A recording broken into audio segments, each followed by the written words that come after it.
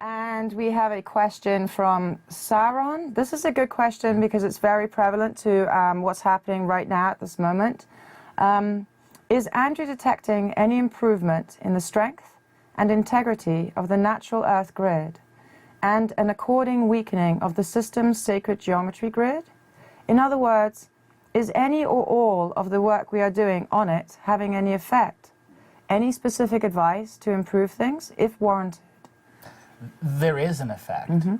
At a mass scale, each individual sovereign being that's reclaiming their power is taking infinite amounts of control away from the system of domination and control that has had infinite control over our infinite perspective of fraud time. As more and more people come to their own understanding of time and fraud time and true time and spirituality and non-spirituality, they'll come to a new layer of understanding that the world has been doing very good and has been nurturing us to get even better.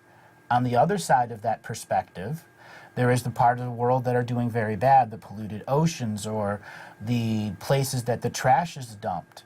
We will have whole new ways to convert the energies that are stored from our pollution into unlimited energy.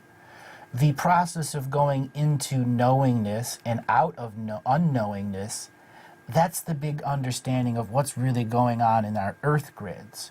So when you're in knowingness of the earth energies, meaning you've balanced your way of being each day, each time, that when you come to an area and you feel its life force at its pure level, you also understand that that life force has polarity within it, and you can choose the layers and prisms and observe it. We do not always have to go to the negative observance of a particular area. Let's say like Mount Rainier last year was lost all of its snow. Mount Shasta lost all of its glaciers. Yeah. Are those environments different? Yes, they've shedded off a tremendous amount of programmed water to release the core being that was inside. So it is a change of organisms that are all around that mountain, both physical and non-physical. So the great changes that are going on when the mountains are release their snow caps, meaning they are acting as resonating machines of consciousness, attracting people to go, oh, look at the mountain, there's no snow on it. And then with that, they begin to do what? Manifest to that reality of that mountain and the histories and mysteries that go to it, like Telos and Mount Shasta, or the great ships over Mount Rainier or Mount St. Helens.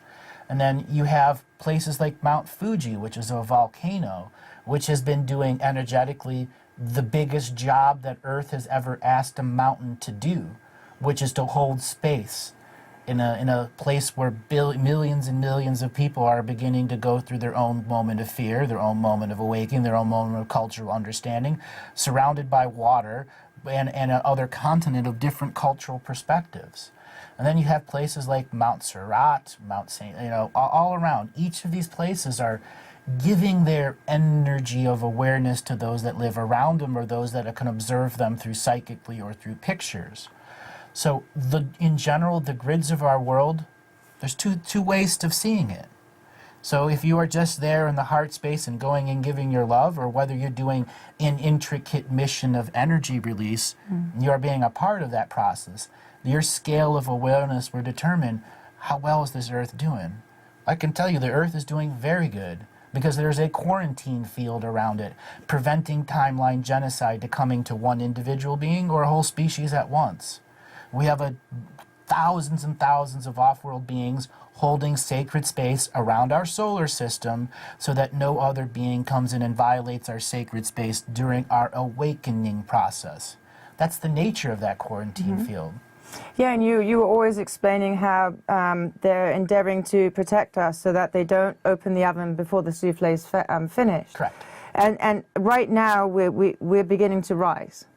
And the quarantine field is actually at one of its most strongest aspects, because as we're beginning to rise, the intent to make sure that this is so perfect in its perfection of this whole amalgamation of everything that's been invested into us as beings and that we've invested as beings into this planet and this reality, it's all coming to manifest.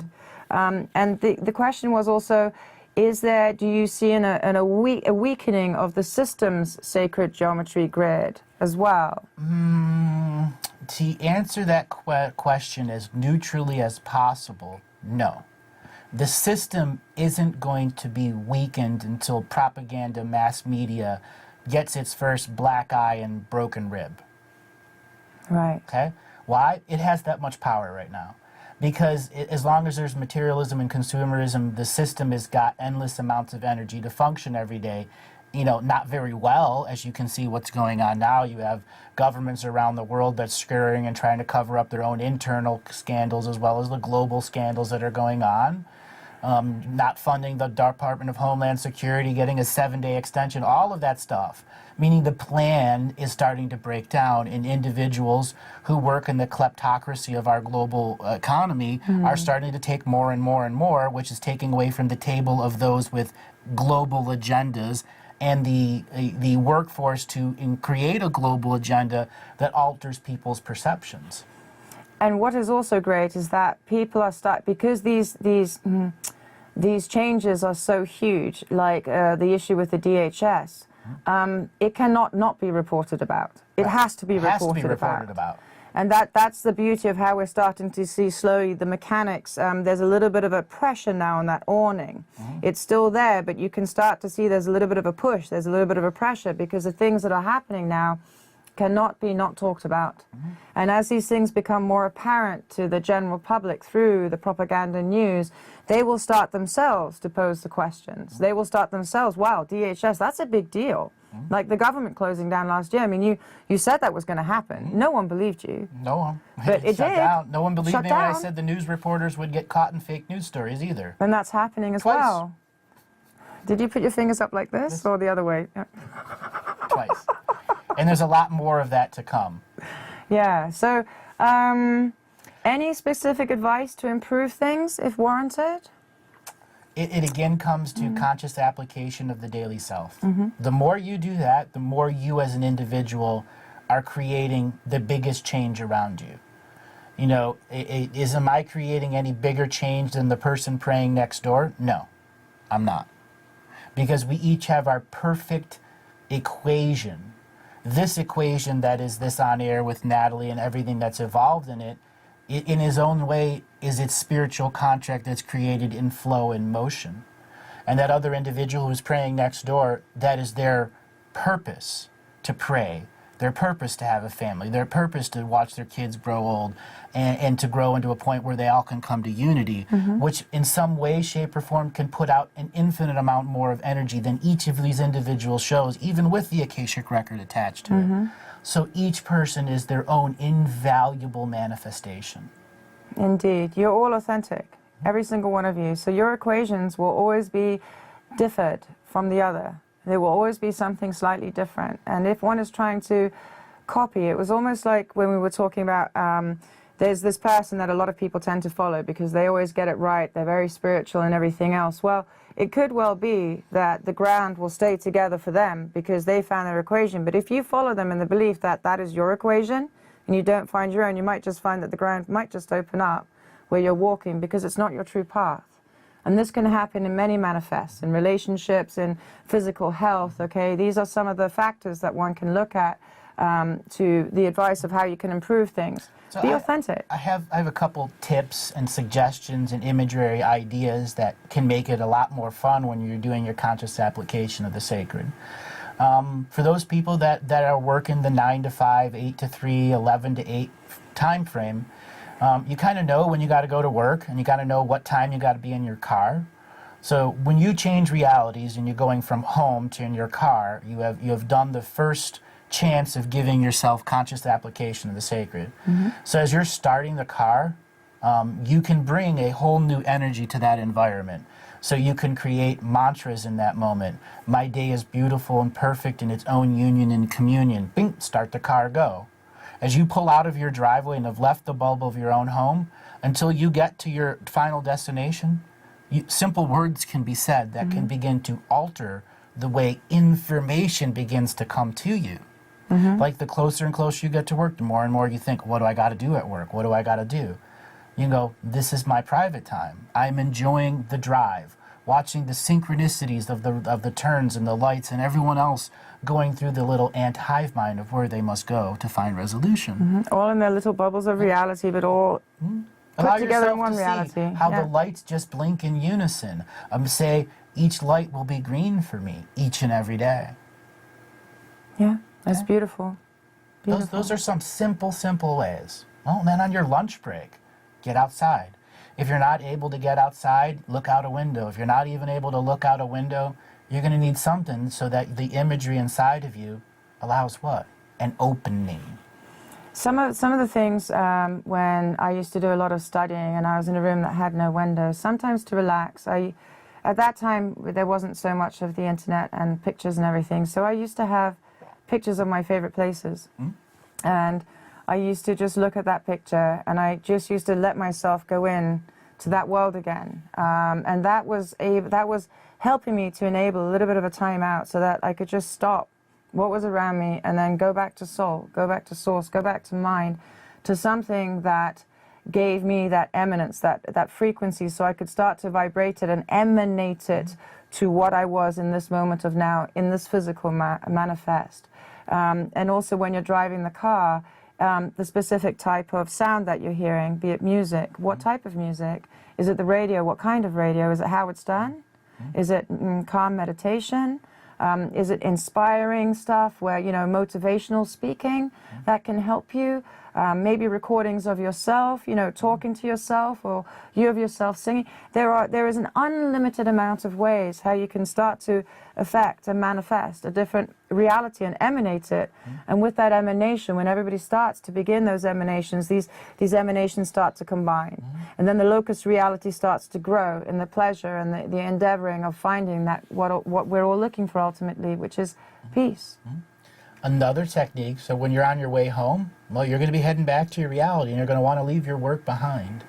So the imagery you can create while you're driving is you're driving and leaving tracks on the beach and the waves are coming in behind you, erasing your car tracks. That's not a hard imagery to maintain while you're driving, and you shouldn't get into car accidents because you're just letting your tracks behind you be washed away. Yeah. And the same thing if you're walking. You can use that imagery and just allow the waves to take away your footsteps, to disconnect you from the reality that you just left. So when you come to your home reality, you aren't bringing all of that energy with you. That you basically make a cut and say, you know, when they're doing movie shots, you know, when they cut. The cut? Literally, one can start to practice that in the process. mind. Literally, that process where you cut. It's enough. Stop. That's it. And now I'm here. And now this is how I want to engage this, and this is how it's going to be.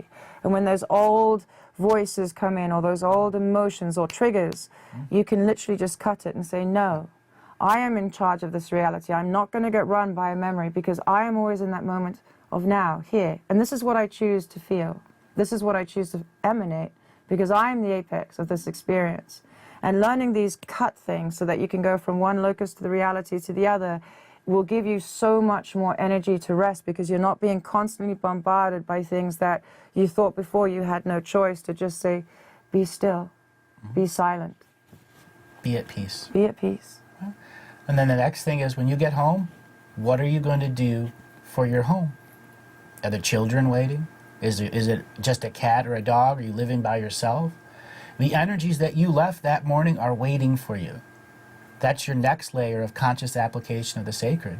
Greet your home. Hey, home, I'm home. Hey, hi. Okay, that's I'm as back. simple as that. I'm back. Give it some smile so that the leftover emotions of the wall just don't flood into you, because we are empathic beings. So those are some simple conscious application of the sacred techniques. And there's dozens of more. If you just be creative, just allow yourself to have heart space in their expression.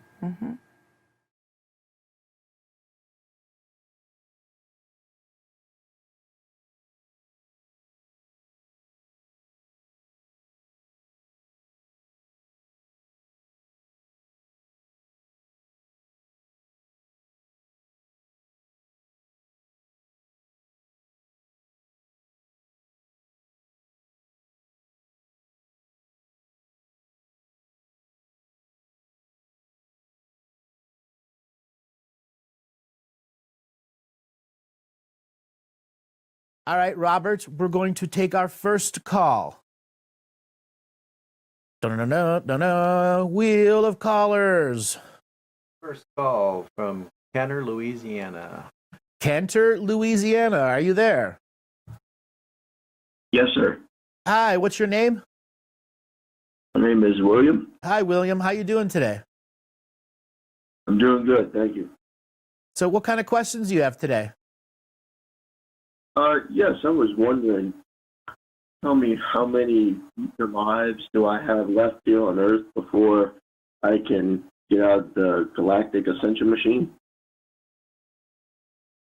It's an interesting question. Have you listened to a lot of the material? Yes, I have. So what does the Galactic Ascension machine mean to you?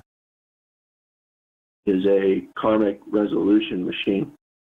Okay. Have you completed all of your karma? I'm not certain. So then what is the point of wanting to leave something that's meant to resolve your karma?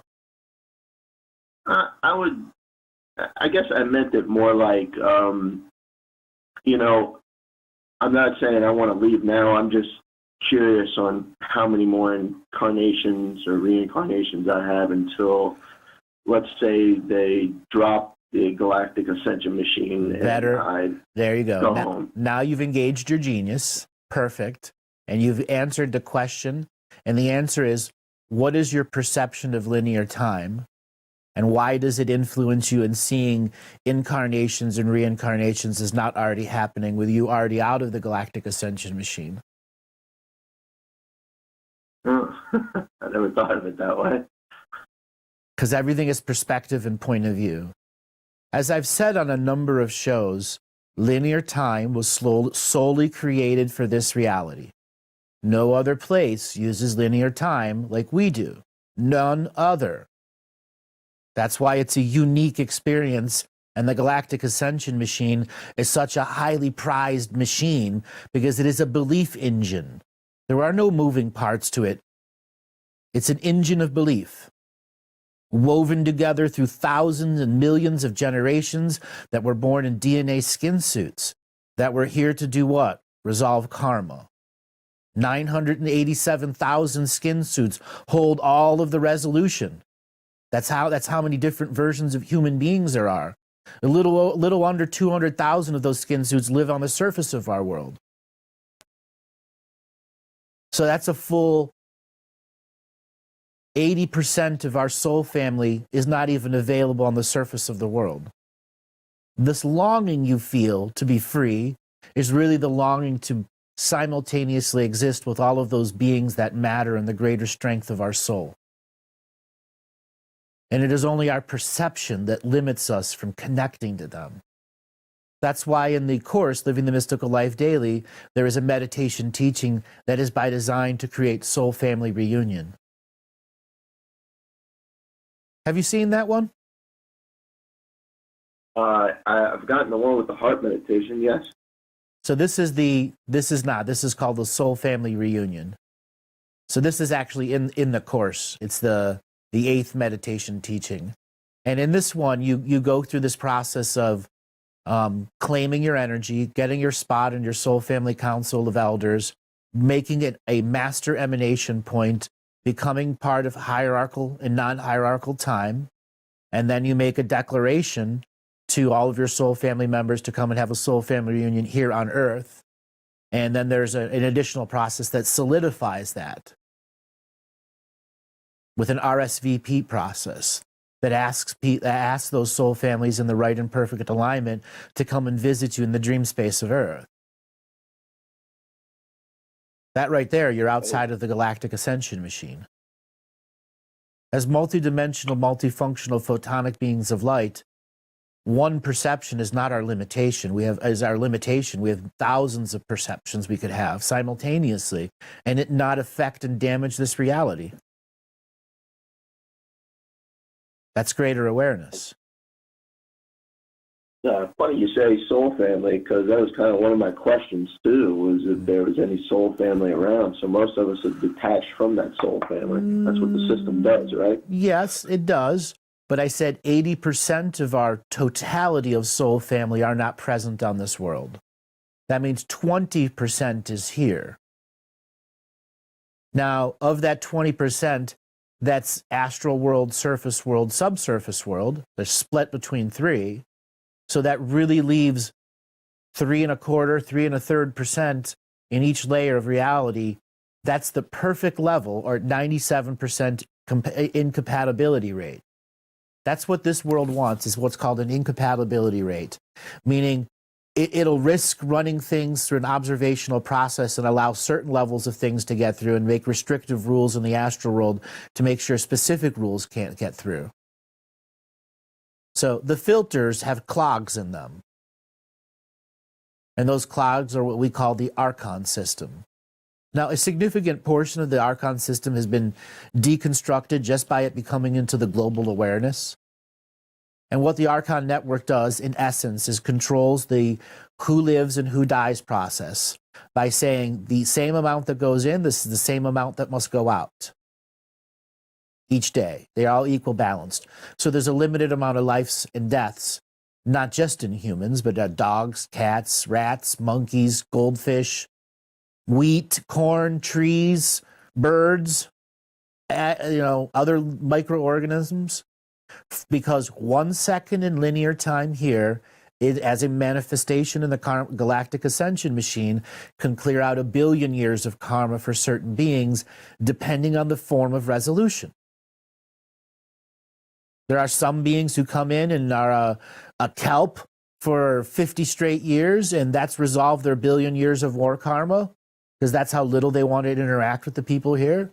And there are others that chose to be presidents of the United States, like Trump, because they had a greater debt to resolve.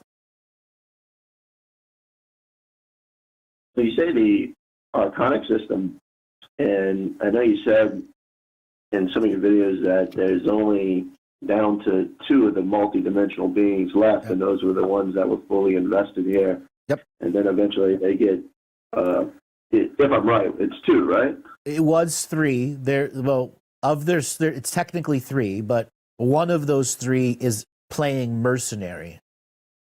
So the new galaxy has been set up, the 18th galaxy in this particular rung, and it's not taking immigration yet, but it is operating as a council of prime creators.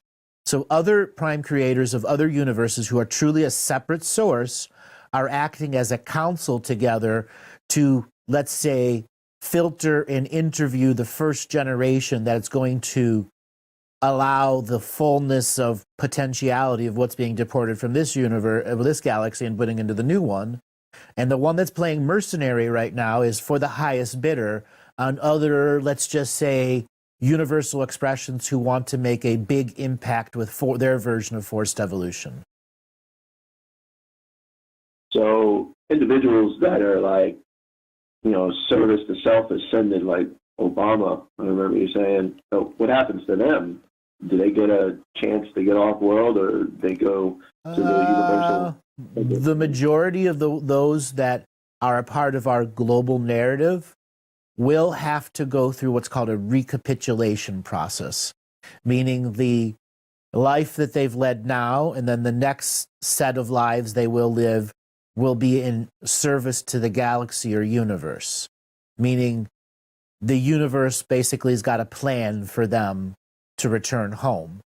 And if they veer from that plan, they basically get deported. I see what you're saying. Yeah, it's like work release. I mean, certain requirements, right? Yeah, certain requirements. Yeah. Okay. I had one question, and this is kind of a few months back. I felt like I was abducted in the middle of the night. It was pretty vivid, and it was on June 2nd this year. I was wondering if you could look into my Akashic record, and it happened in the middle of the early morning of that day. Uh-huh. Were you asleep in your room? Were you asleep in your room? I was asleep, and then all of a sudden I was conscious, but I couldn't open my eyes, and I was on my back, and it felt like multiple people were in the room doing things to me, and I remember feeling very angry. And then I remember losing consciousness again. All right, I'm tuning in. I think you actually woke up in a dream experience. So there are times when you are in deep dream and something is happening to another version of you in the dream world, because in your dream world you have many versions of you running and continuously running, whether you're asleep or awake, doesn't matter. There are multiple versions.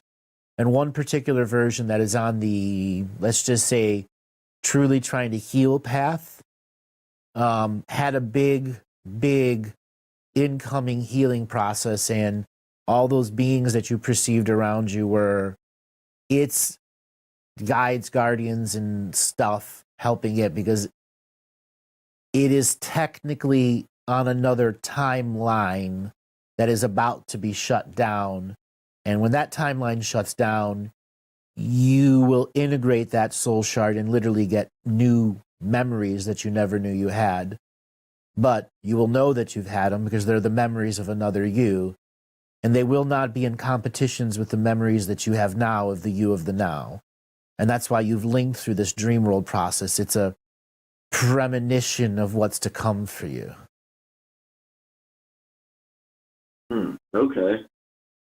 Okay, yeah, I was pretty concerned about that dream, or that moment. It was pretty weird. I was having a lot of weird moments throughout that week. And just a few days later, on June 9th, the same year, it felt like I was just standing around, or I was at work, but I felt like I was scanned on multiple layers. Like I felt my very being like split into like maybe 4 pieces, like kind of like being scanned, like the physical, the nervous system, the energy system, my skeletal frame, my muscle frame. That's the continuation of the healing. So the soul shard, it doesn't come in at 100 miles an hour and just always land perfectly. It takes time to integrate. And that feeling of being scanned like that, well, part of that was the continuing unknowingness factor of what was going on. First, you were not abducted. You did not have UFO energy around you, nor did you have time distortion. This is a full-on dream interaction, meaning when you woke up and became lucid in the dream, you were still having issue between which was the real you, even though they're both the real you. You are a multidimensional being, innately.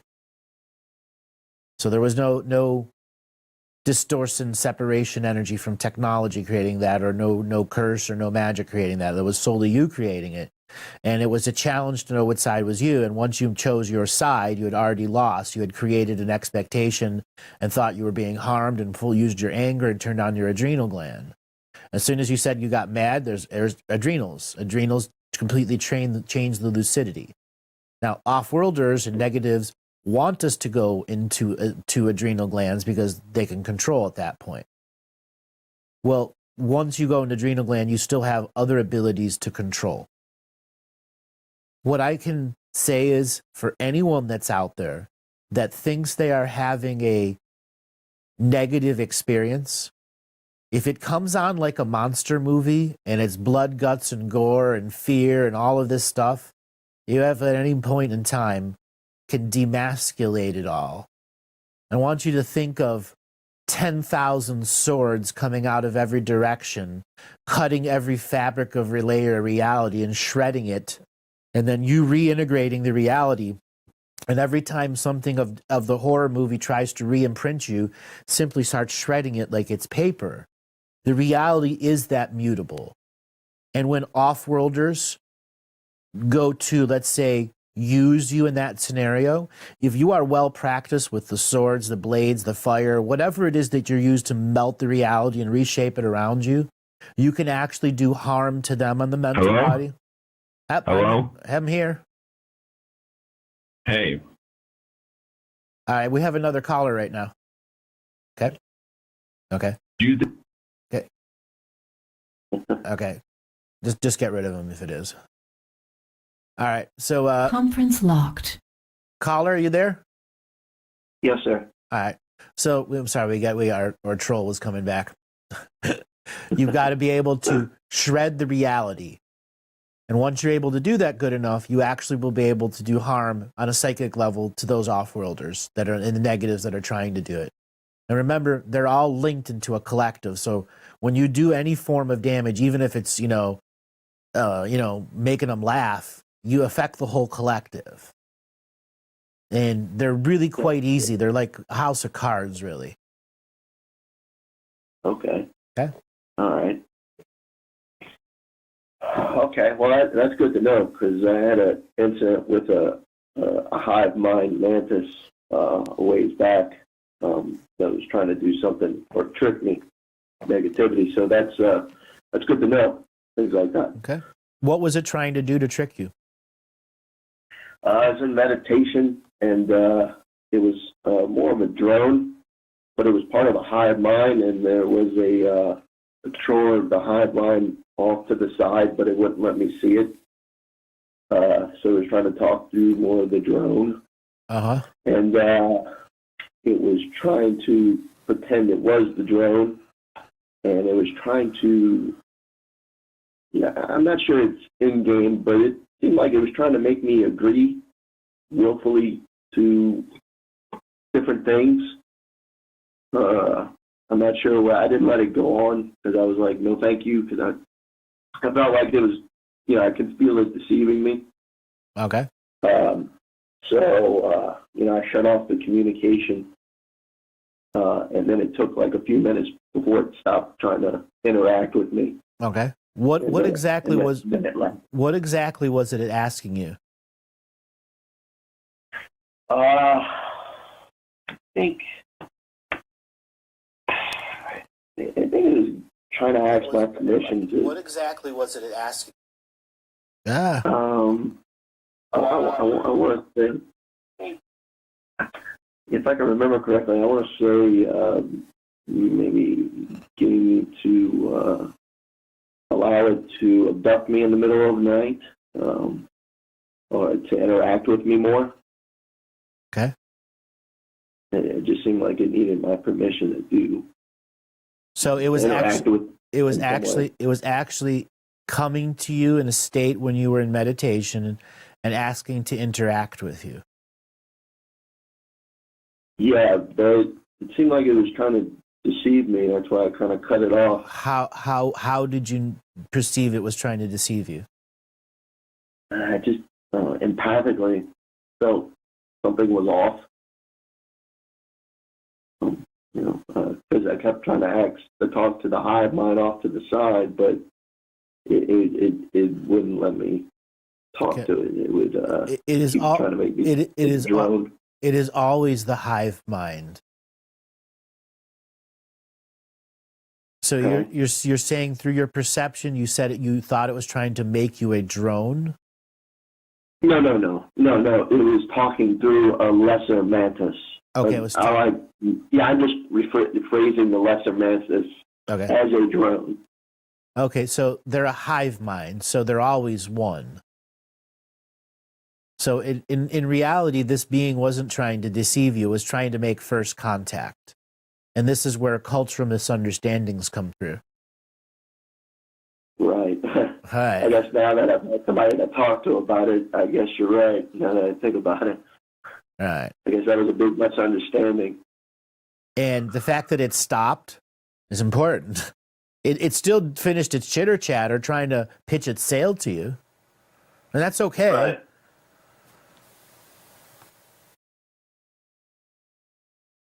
Okay. Well, that kind of puts a lot of ease to my mind when you let me know about the healing part and about what the aliens. Yeah. I think now you're kind of realizing you've got a lot of beings that are trying to communicate to you right now. Yeah, I've had 2 other alien encounters. One was in dream time.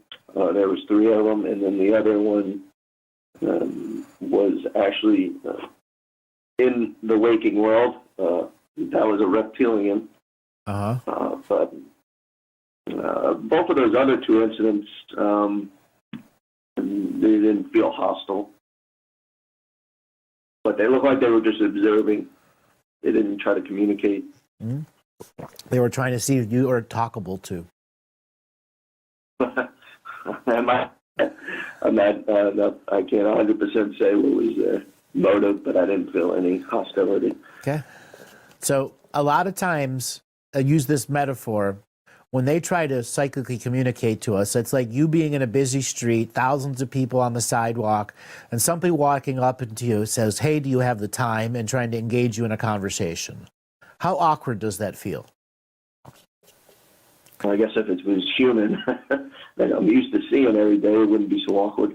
Well, again, if somebody follows you, if they walk up and ask you the time, and then you give them the time, and they keep walking with you through the crowd of people and asking about your life story, doesn't that seem weird? Yes. Because you are moving in linear time and they are not. Okay? That's one of the fundamental perception differences. They are not linear time, you are. So you are constantly moving forward through I am moments, ever to moment to moment to moment. And not all your I am moments are seamed together in a full stream of memories, because theirs are. So the last time they had a conversation with you, even if it was 5,000 years ago, is like 1 second to them.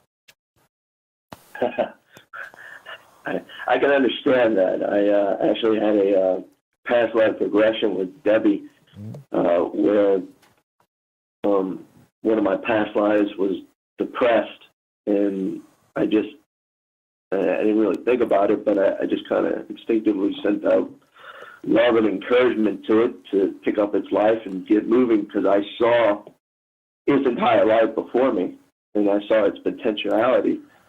And when you know, it actually picked up the message, and for me, it was only 3 hours of a session, but for it was his whole life hearing encouragement coming from a future life. And it picked up its life and, had a really great life and productive life. It is that simple at times. Everything here is perception and then context of the perception. Yeah, I truly learned what multidimensional beings we were that day. And you have many more lessons like that to come. I would say it's time for you to do a first contact back. Okay? And this may require some true hyper creativity on your part, where you create your version of walking into their no time space and saying, hey, do you have the time? No time being. Hint, hint, wink, wink. Okay. I know there's thought about it. I never thought about actually communicating with them. Right. Okay. That's a good idea. And do all your powerful revocations and do all of your incantations so that you are in your form of I am protectedness. You've done your sacred work, done your due diligence. Go and knock on their door. Knock, knock. I do it all the time.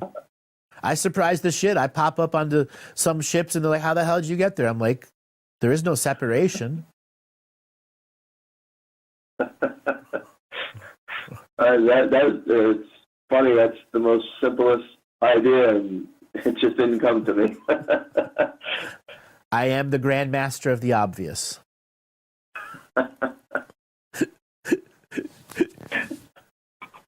Oh, man. I definitely want to do that, because I don't mind communicating with them, so I think that's a great idea. I think I'll do my part from my end. Maybe I'll, take them to a virtual nightclub. Go out and get the mantis drunk, the whole collective. Get them on the dance floor. Some hot mantis action. Jeez. They're loving beings. That's what I hear. Yeah. You tell me they're pretty interesting beings. But I do have one more question, if you don't mind. Sure, go ahead. I'm having some trouble with sun meditation, and what's happening is when I used to do it, I haven't done it in a few months because of this incident, but I would go out and I would connect with the sun and meditate and, close your eyes, like you say, and let the energy come through the lids and into the third eye and, all that type of stuff you talked about. Mm-hmm. And I really enjoyed doing it. And what happened would be after a while, doing it consistently for a few months, a day or two later, I would get these vivid visions in the middle of the day. Like, for example, I would see like a group of aggressive beings with a type of technology that was heavily embedded into a planet, and then they would transport that technology to another planet, almost, and put it on there like a slave collar. But the planet they ripped it from, it would either die immediately from that, and then I'd. Alrighty. And don't forget to talk to Debbie. Debbie has been trying to get a hold of you. All right. Are we back? All right. Caller, are you there? Let's see if we can get the callers back. Yes, we're having technical gremlins today. Shit happens. Caller, are you there?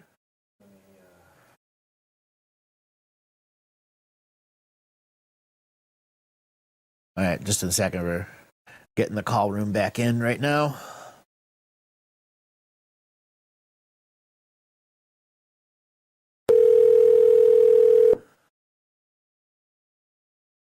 Joining conference now.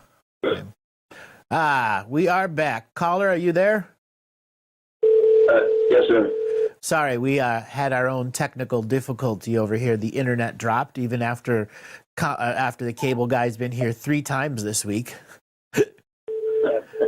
Yeah. Sorry, we had our own technical difficulties. So whoever's got their mic open has got to close off everyone else in the background there and mute them out. All right, so caller, you were telling me about this process that was going on during the sun meditation, and you were saying you became aware because of the sun meditations? I'm not sure what was happening. That's why I wanted to ask you. But yeah, I would have certain, just different types of vivid visions come through a day or two after my sun meditation, and I didn't stop out of fear. I just kind of stopped out of frustration. Well, whenever you're feeling frustration, you have to ask yourself, why are you frustrated? Because you weren't getting what you expected? That probably that makes sense to me. I think my frustration, and I thought about it, and I think it's do the 9/11, do the 9/11, do the 9/11, do the 9/11. Yeah, that's our troll. Anyways, go ahead, sir. Sorry about that. Definitely. Conference locked. Okay, we got people to mute now too. Sorry, caller. Go ahead. So, what was it? Oh yeah. So, I think it was different. To me, it was like a puzzle piece that I couldn't put together, and that's why I was getting frustrated. And because you didn't have a match for your little square peg and you had no square hole to put it in, you said, I'm not going to play the game anymore. Yes, I guess you could say that way. Okay. Do you see a theme here in all of the experiences that we've been talking about, things trying to communicate to you on a regular basis, and you getting mad because the square peg doesn't fit in the multidimensional hole? Yes, Conference unlocked. I'm glad I'm talking to you then. I don't think I would have become aware of it as easily. Yeah, well, part of choosing to be aware is a choice that has extended choice points within that choice to say, I want to have an experience that is an expectation, isn't learned through precognition, but is an actual experience that makes a manifestation into nothing wrong. He really did nothing wrong. Yeah. It's all right. Hey, Is that the same guy? If it- Conference locked. just lock it. Just keep it locked. All right. Just keep it locked. Sorry, caller. We have someone trying to penetrate the call-in system, so we just have to lock them out. Okay, it happens when you do live. Well, this particular person has nothing better to do. That's the way they're living their mystical life day, calling a call-in show and trying to get heard instead of actually being a leader and going out and doing something real in the world. Just a loser in his mom's basement.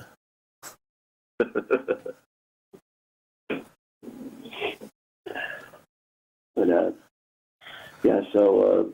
The common theme here, they want to communicate and you shut it down. yeah. Huh? Yeah. So, what advice would you give me to, I guess... ceremony and ritual to clear out the old process of expectation, which is a deep introspective look at the previous experiences you had and say, I may have not perceived them all the right way.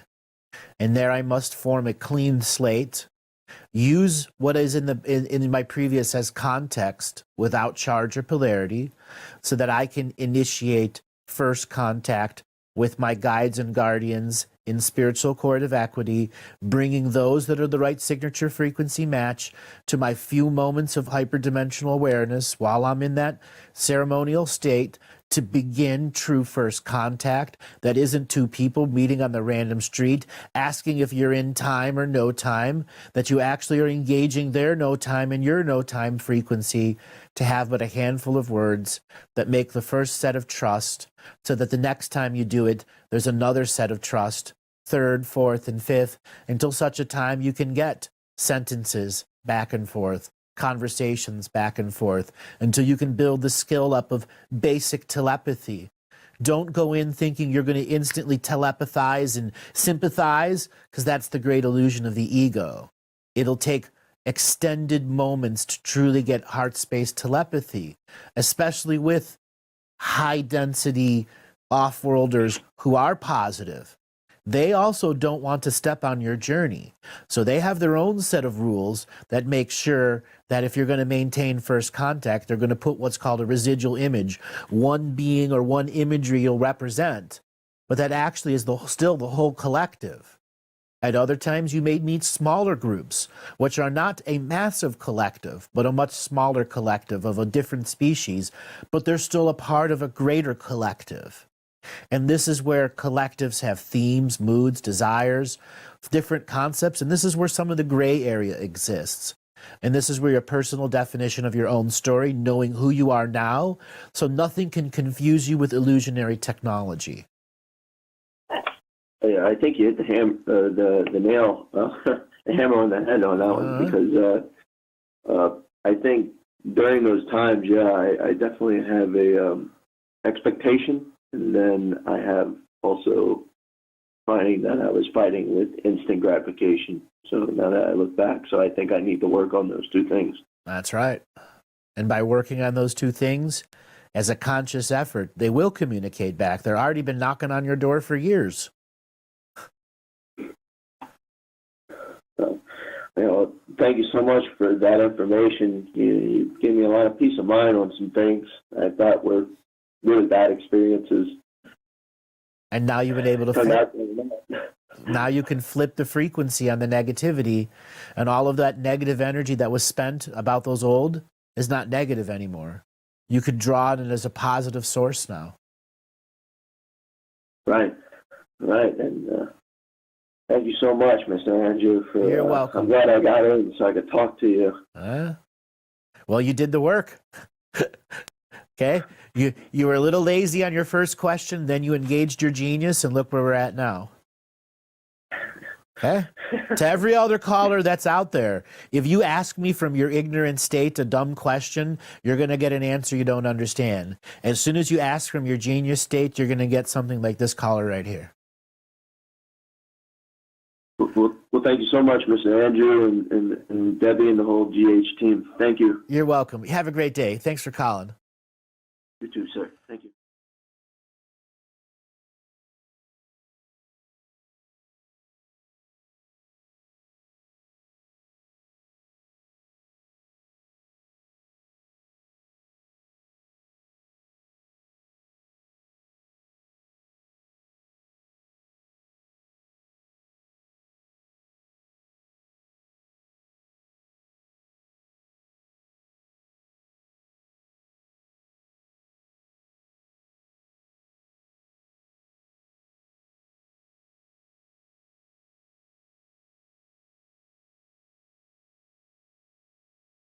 Now, how many bases are operational and how far have they gone in their experiments?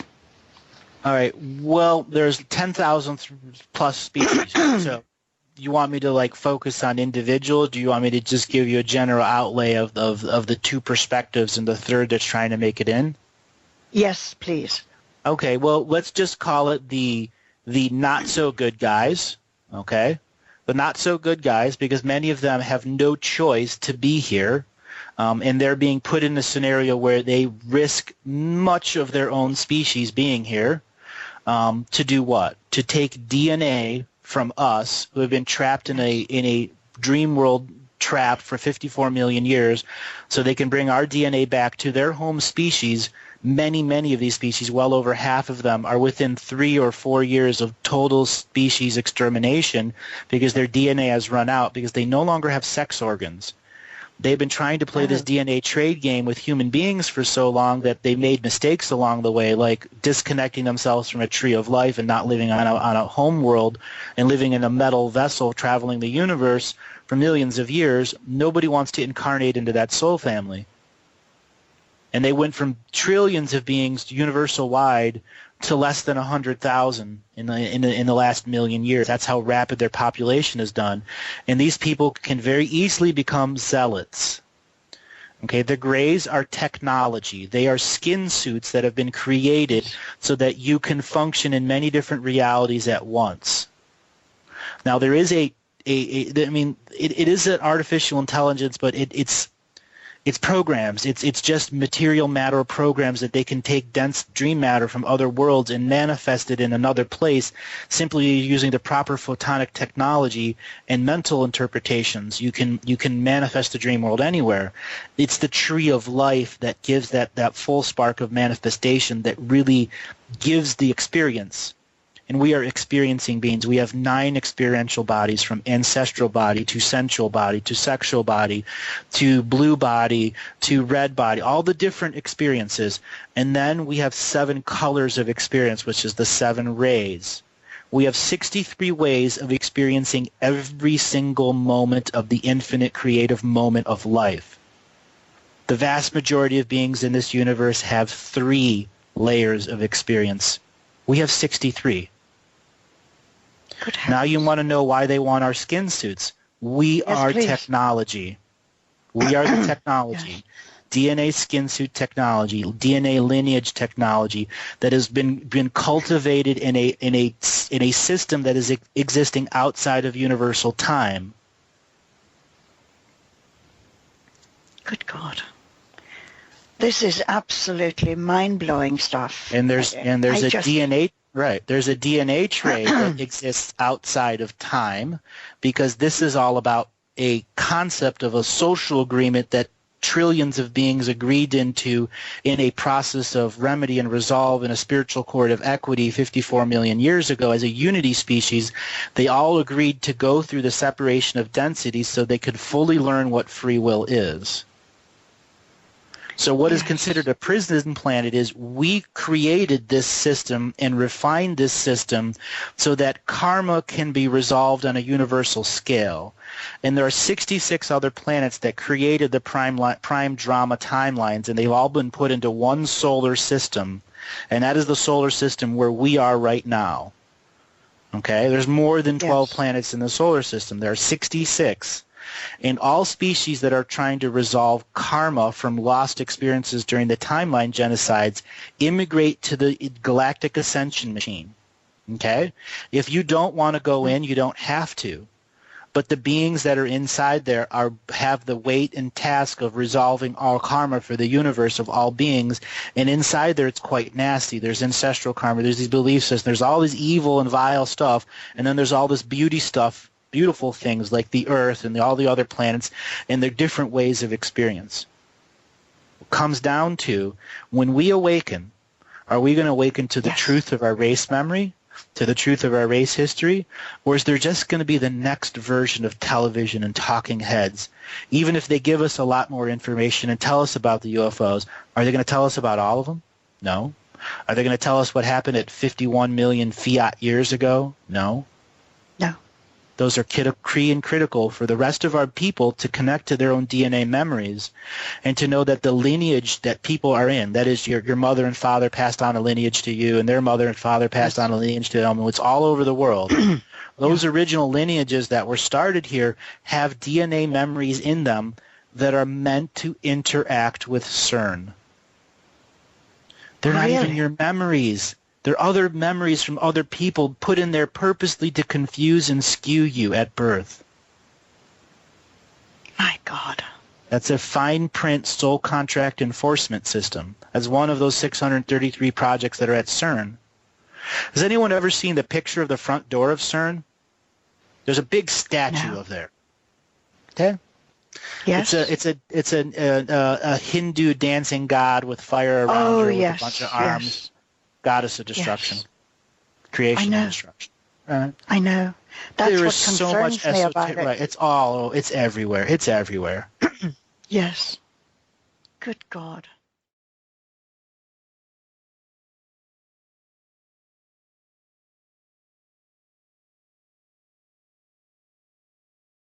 Other unknown caller, are you there? Going once, going twice, going three times. 304? You are 304 304? now. 304, you are on the air. Oh, How you okay. doing today? Well, I didn't hear you say anything. I'm sorry about that. I'm doing all right. I have a couple questions, but before I ask them, it must be medical. Before I ask them, when I was a little kid, little young boy, I used to always tell my mother, I said, "Do you remember when I was a dog? Do you remember when I was a dog?" And I've always felt that. I never did understand that, but I always felt it. And then my medical questions is, all my life I've always had chronic pain, especially leg pain, and then the older I've gotten now, I just, my joint pain is just unbelievable. And from the time I was 15, sometimes I'll just go completely blind for up to a week at a time, and I've been to all kinds of specialists, all kinds of eye doctors, optometrists, you name it, all over the country, and they can't seem to find anything that's wrong with my brain or my eyes or anything like that. That's pretty much what I have. All right, as for your question about being a dog, right away when I tune into you, you have a very, very powerful animal spirit that's a dog. And this is actually a how do I describe this? It's a bull mastiff type animal. It's a very big dog. It was actually used to hunt panthers and lions and other stuff like that, and a pack animal. And you were a breeder of dogs for a very, very long time in England, actually, in the upper parts of England, just outside of London. And as I'm tuning into this, this was something your family lineage had done over and over and over again for as far back as I can see. At least 20 generations were dog breeders. And one of the reasons you're asking if you were a dog in another life is because quite literally you were. When somebody is a dog breeder for that many generations, when they pass on, there are times they come back into the soul family and are a dog, a part of that breed of dog that comes forward because they know what the other generation is going to teach them and what they want out of them. What this does is raises the vibration of that genetic lineage of dogs. And it's very common because there are soul families whose purpose here is to take younger spirits and teach them about this world by being animals and by being their trainers. though that was a very tough and rough time then, you still trained a whole lot of young spirits of how to live in this world. So yes, you were a dog many, many, many, many times, and you were also a human that trained dogs many, many, many times. And you've been in war situations with dogs, and you've been in peace situations with dogs. So they are very much a part of you, and dogs would be one of those energies that would be very beneficial for you this lifetime. Now, as for your energy that's going on with your chronic fatigue syndrome, really what I'm getting from it is there's something that happened to you earlier in your life. I'm going to go, you said it started when you were 15? That was my eyes did, but I've always, all my life, I always had, from the time I can remember, I've always had bad nightmares until the time I was about 15, when I realized that I was actually in nightmares, and then I learned to control my dreams. But I always had chronic leg pain, and then later on, about 15, it's when I started losing my eyesight every once in about 3 or 4 or 5 times a year. You just never know when it's going to happen, up to a week. But and then also, I forgot to mention, I also have a kind of pretty much chronic psoriasis too.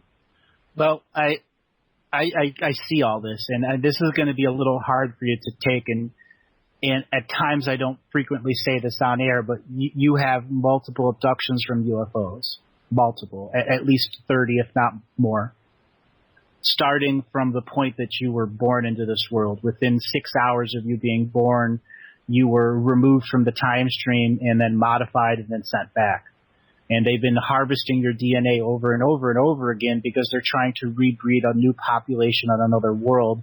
And they were doing this against your will. One of the chronic fatigue syndromes that you're having is because your body is constantly have to regenerate parts of your liver as well as part of your gallbladder because they've been taking sections of it many times. Have you been noticing scoop marks on you that come out of nowhere?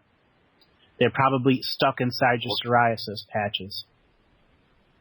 What kind of marks? Scoop marks, like something like scooped a section of your skin out? Oh, no, not really. Well, in your psoriasis patches, do you have them on your back, and your chest, your elbows? Mostly my legs. All right. And that's when they're taking sections of you, actually. If you don't want me to talk about this on air, that's fine. It can get pretty in-depth. I mean, the vast majority of your medical problems are about you being abducted. No, that's fine. Go ahead. All right.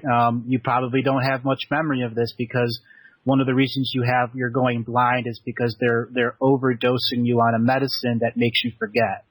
Because you're actually a very, very powerful psychic person.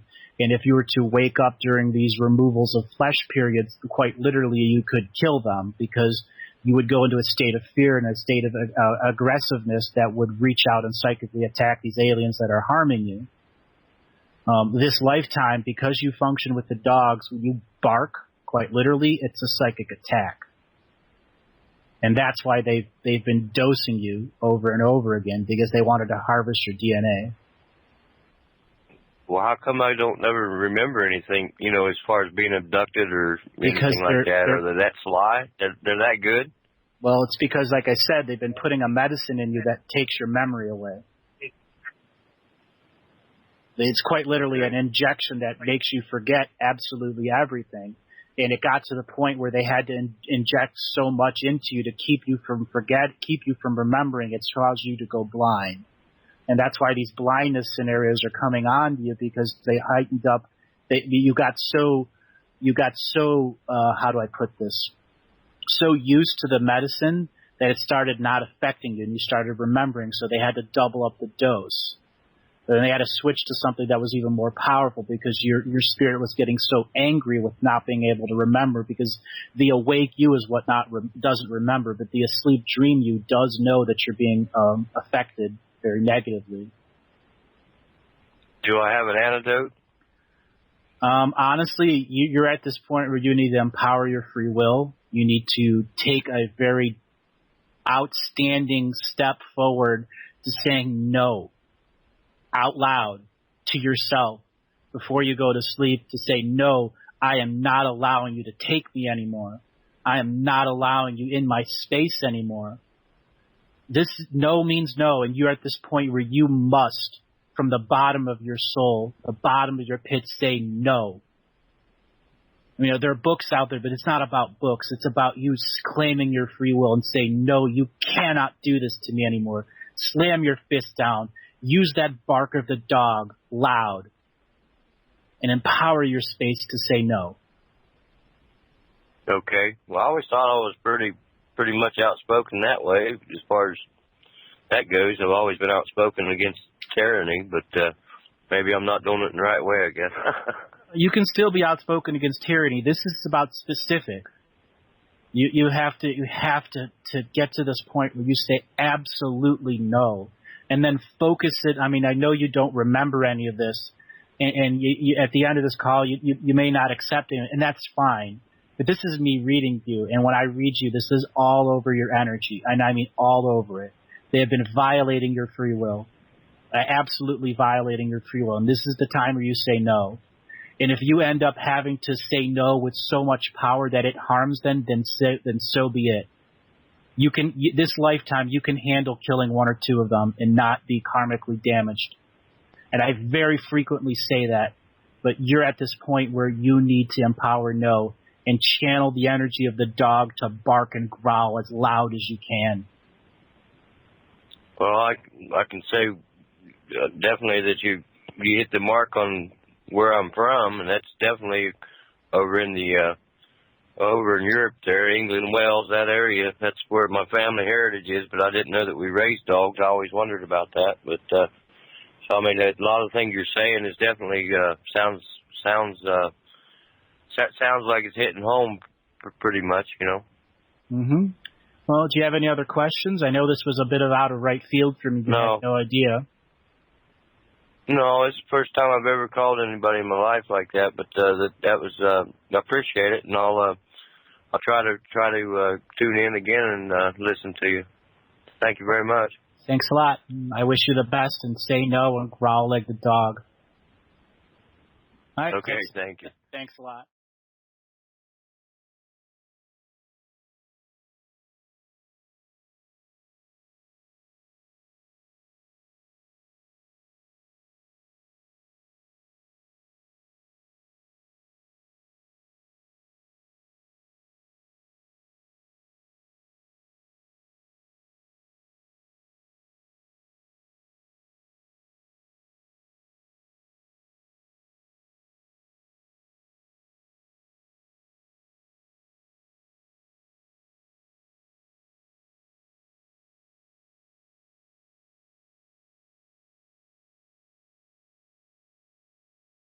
.609, are you there? Yes. Hey, your name and where you're calling from? This is Makiko from New Jersey. New Jersey. All right, we're going to be having a break in just about 2 minutes. So if you hear the music, hold on to the line, and we'll take you afterwards. So Wonderful. did you hear the webinar yesterday? I listened a bit. You want to talk about time traveler? Whatever you want. All right, that's the music. Hold on, Makiko. We'll be right back to you after the break. Okay. Wonderful. And welcome back, everyone. Makiko, are you there?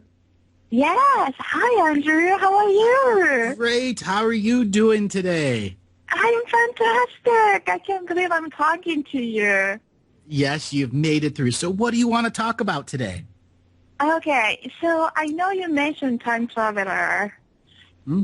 One of the reasons I could not listen because I don't want to identify myself as one of them.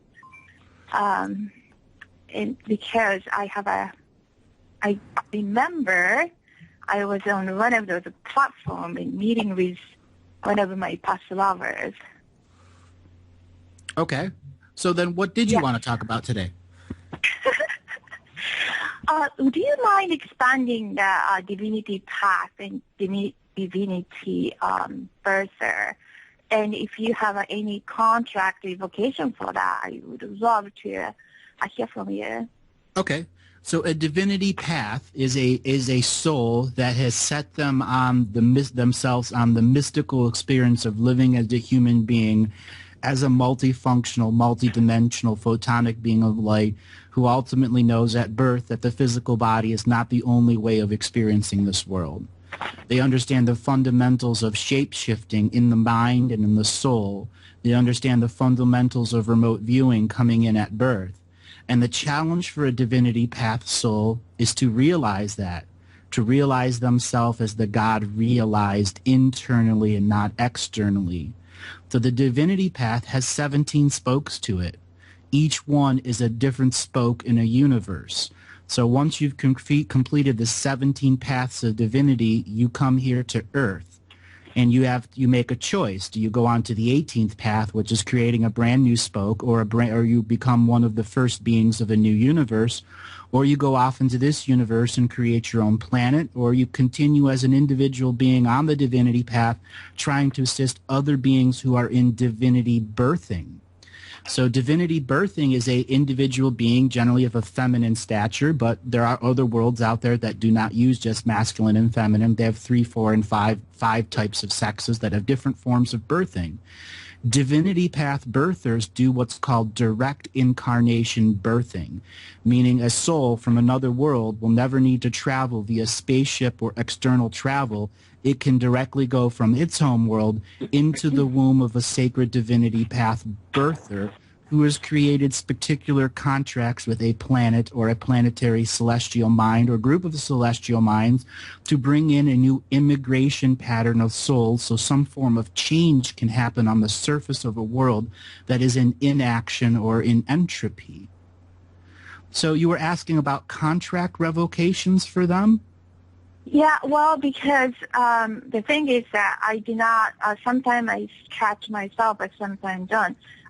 Why couldn't be more freely be able to access to all the other selves? Because you live in the world of the now, where to get access to your other selves is an understanding of the self-responsibility of healing them. Because the other aspects of self that are going to come forward to a divinity path birther or the divinity path being is the self-healing of the other parts of yourself who weren't divinity path. The whole point of being on a divinity path being is so all other versions of yourself can be simultaneously the divinity path being. So it is a path of the self-healer where we must confront some of our internal issues that may have came from birth. So for anyone that's on that divinity path, the divinity path birth, or past life regression, so that you are put into some form of hypnotic state and you with your own voice can begin to bring up some of the other issues in other lifetimes. Like for you, you've had tremendous amount of lifetimes where your chest cavity was greatly injured, whether it was from war or car accidents or heartbreak. And this made it very, very tough for you to feel some of the finer things of the divinity path mystical experience, which is the love of earth that's subtly everywhere in our existence. Divinity path beings can instantly connect to it, become powerful shamans, powerful wizards and healers, and powerful warlocks if they choose that process. But it's about how the heart inside you connects to the heart of the earth. You are the baby of earth. And you hear the heartbeat of the earth just like a baby in the womb hears the heartbeat of the mother. So yes, connecting to the heartbeat of the earth is one of those meditation processes and life living processes that you should begin to incorporate, so the subtle feelings of the earth become part of your perceptions. I do feel that exactly how she feels, and I feel her changing. Or how she changed already. But how can I do not feel the source that which I'm trying to connect more. Well, then this is where you've got to kind of divide up your meditations. So one meditation is designed where you are going to focus on the North Pole, the place of the 7 previous ancestors. Those that have agreed that they're not going to be reborn into life, that they're going to stay as teacher spirits. And you have lived many lifetimes with many of those teacher spirits. So by connecting to them, you will put into your divinity path the resolution of healing for yourself and the 7 previous generations. And this is not something that's going to weigh you down like weights on your shoulder. It is just something that's within your perception, that the subtle connection to Earth is always going to be healing the 7 previous generations of Earth. The next meditation is focusing on the South Pole, where the 7 future generations exist. This is how our astral worlds are split into 2 different forms, the 7 previous generations in the north and the 7 future generations in the south. So make a clear delineation. One day it's the north, one day it's the south, so on and so forth. In the south is where you have got to project your mind in a state of creative imagery where you're literally on the tip of the South Pole, miles above the ice, in the lightest of air. That is where the astral cities of the 7 future generations begin. And this is where you want to begin a process of what I call heraldry, where you introduce yourself to the 7 future generations. And you are not opening a portal, but you are creating a frequency that is one-way introduction. And then the second, third, and fourth meditations is where you want to open a small little portal so that the future generations can begin and come and share wisdom with you, what it is that they want to see in the world, so you can begin translating and putting on paper what the 7 future generations feel the world should be like, what type of changes the individual beings of the now can make. That's why I'm getting those messages. Yes, that's why you're getting the messages. Okay. I was like, where are those things coming from? And they keep telling me to write. Mm-hmm. I think that there have been many lifetimes in the past where you were a writer, and that as you decide to go deeper into that skill, you'll discover that you're very good at it, and that the wisdom that's coming in from the ancestors of the past and the ancestors of the future make a moment of now reference. Because only the beings of the now can live in the now. The 7 generations of the past don't live in the now, and the 7 generations of the future don't live in the now. But when you choose to connect to them through these portal meditation contexts, in the moment of now, you are writing and giving them ancient future now or ancient past now presence, so that they can co-create with you words that assist the 7 generations of the past and the future to simultaneously exist with us at the unseen layer without restrictions or limitations created by the system of domination and control. Andrew, is this why I'm going so many places, so many beings come to me? Yep, absolutely. And there's going to be a lot more coming as you take this meditation of the North and the South a little bit more concrete, serious. So some of the beings it scares me, but I don't understand why. They are telling me that I'm anchoring their ship or ships, whatever, and I don't understand how I'm going to. Is it something I could do to be aware, so I am more aware during sleep, I guess? Yes. Before you go to sleep, there is a mantra that you'll have to create, and it'll go something like this. I, in this ever-present co-creative moment of now, before I enter the great sleep and connect to my dreaming body, give instructions to all of my light bodies experiencing the 7 colors of time. As I fall into the deep sleep and connect to the Earth Mother's dream time, the only portal I create is to my 7 future generations and my 7 past generations, so I may have ancestral visitations and understandings. All other beings who are not in my direct DNA lineage, not within my soul family DNA lineage, and not within my expression of truth and love, shall not have access to this portal. This is solely for me and the infinite beings in equal co-creation with here on this earth. I make this choice before I enter the great sleep, so my dreaming body, the vehicle that helps me transverse the multiverse of expressions, understands where I am going, what I am doing, and that I am here to share this experience inside my dreaming body, so I may remember it fully when I wake up the next morning. And those first 10 minutes of the morning, I will choose to solidify in my memories the dreams that I have heard and understood through this golden door of protection I've created for myself. Oh my God, thank you. This is powerful, Andrew. I could have already made one mistake. Yeah. So I got a little question for you. Have you changed your diet where you're not eating meat anymore? Oh my God, yes. How do you know? I'm psychic. Was it wrong? Because I'm completely changed. I'm so I unfortunately, you still need to eat some meat. Your body's not let go of it fully. Oh, Now, God. I generally tell people a raw diet is great for them, but there are times that the body just needs it.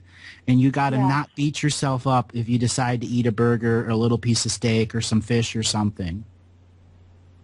Do you think I'm very flabby? I'm very weak now. I because know. I'm not eating. I'm Because you're not eating eating. meat. Yeah, you need to change your diet once again and understand. I don't want to eat meat. I know, but unfortunately, your spiritual experience is going to become very negative if you don't.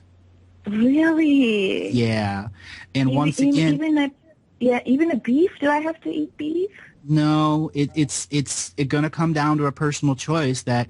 Unfortunately, when you're eating raw, it's very hard to get the right amount of protein so your body can create muscle. And when you're going through the spiritual creation process, such as what you're on, you have to have that protein. Whether it's a whey protein, an egg protein, you need to start adding protein to your diet. Otherwise, this experience will turn negative on you. I have seen it dozens and dozens and dozens of times. Oh my God, Andrew, I am actually shaking right now while you're speaking. My entire body is reacting. I know. The reason you're shaking, right, because your body knows its truth. Oh my gosh. Okay, there are two powerful beings visit me. The one is from different galaxy, but he wants want me to share the DNA. Now, probably other things going to happen. This is not the first time. How do I know what to say? Well, it's not about what you say, it's what you do. You won't be sharing your DNA with any physical or energy being until you have connected back into your body, had the right amount of protein for about 4 to 6 months, where the muscle starts to get back on, and picking up something like yoga, tai chi, or qigong will make your energies much stronger, so you'll understand why this individual being is asking to share DNA with you. It's because its species needs your DNA at the light body level, so brand new beings, 7 future generations, can incarnate into it. Because that particular being, its species, is no longer connected to the tree of life. They use technology to go beyond that, to become immortal, and they learned in the long term they still need the tree of life. And what they really, really want is a valuable, healthy you that has muscle on it, so that you can make the individual choice when it's the right time to share a sliver of your DNA, that will be transferred through your heart space to the heart space of that connecting being, and nothing can intercept it and steal it. And what comes back to you is the incredible mystical experience of sharing your DNA that does not cause karmic retribution in you. That's exactly what I was afraid of. The second being is the one being that higher dimension, but I'm having a hard time to connecting. Right. It's because your body doesn't have the power to connect. You are literally short on the fuel the body needs. That's what he told me, but I had no idea. It's something to do with the protein. Wow. Yeah. So there is an all natural protein out there. 1 second, let me grab it real quick. It's what I use. Okay. It doesn't necessarily taste the best, but it's the best one. It's called Sun Warrior Blend Raw Vegan Protein, and each scoop has 20 grams of protein in it. So for anyone that's a raw food person out there, inside your shakes, you can use this stuff to get 20 grams of protein. You're generally going to need 40 grams of protein if you're coming out of the raw vegan stage and you're trying to regain and re-put on muscle. Once again, I really want people to be raw food, but there are times in your spiritual growth it is the wrong thing to do, and you are the perfect example that you need protein and muscle on your body so the next state of mystical experiences really settles in and makes a tremendous change within you. Okay, could you tell me that blend again? Something warrior? Sun Warrior. Sun Warrior. And then the second word is Warrior Blend Raw Vegan Protein. Oh, vegan protein. And you can get it on Amazon. And there are other versions out there, but it's an all-natural vegan protein that you can start adding to your shakes so you can start putting on weight. I know it's tough. Yeah, I received a message of somebody said this is from the universe. I was carrying a big baby, Right. going to the bathroom. Yeah, and you need protein for that baby to grow. Wow, this is huge. Andrew, thank you. I hope you don't mind. I have a Facebook friends who like Andrew Bartzis, and then I regularly read contracts and respecting you or what you said. But, I hope you don't mind. Not at all, not at all, not at all. So are there any other questions you want to ask? No, I think it's well, I have some. Well, is this related to why I have so many strange dreams? For example, I am giving birth to egg, like again, you're not experiencing the wholeness of the mystical experience. If you had more protein in your body and more energy throughout your system, you would have a lot more frame of reference. I see. So you will get a second chance and a third chance. It's all about how much weight you can pack on that isn't going to be fat. Okay, Andrew. So if you can literally figure out a way to add 15 pounds of muscle to you, whether that's going in, I'm serious. That 15 pounds of muscle will give you 50,000 years of experience. Could you tell me why it has to be muscle? Because there is something in your frequency that has made you meek. The word M-E-E-K, something that has taken away your muscular structure, which is directly attached to your spiritual muscles. Oh. Is this purposely happen? Because I'm completely changed. Yeah, I know. Is it purposeful?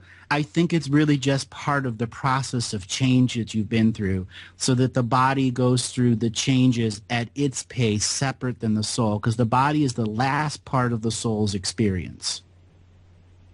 Okay. Think of it as the tailing end, and you need to bring the tailing end into the soul. So by giving it more muscle, it can be equal in co-creation with the soul.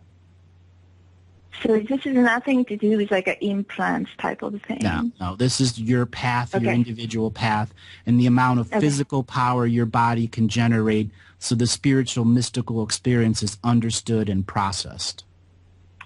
I got it. No, it makes sense to me, Andrew. My God, thank you so much. You are so welcome. You have a really, really good day, and I'm glad that you called today. I did too. Thank you, Andrew. You have a good day. Bye. You too. Bye.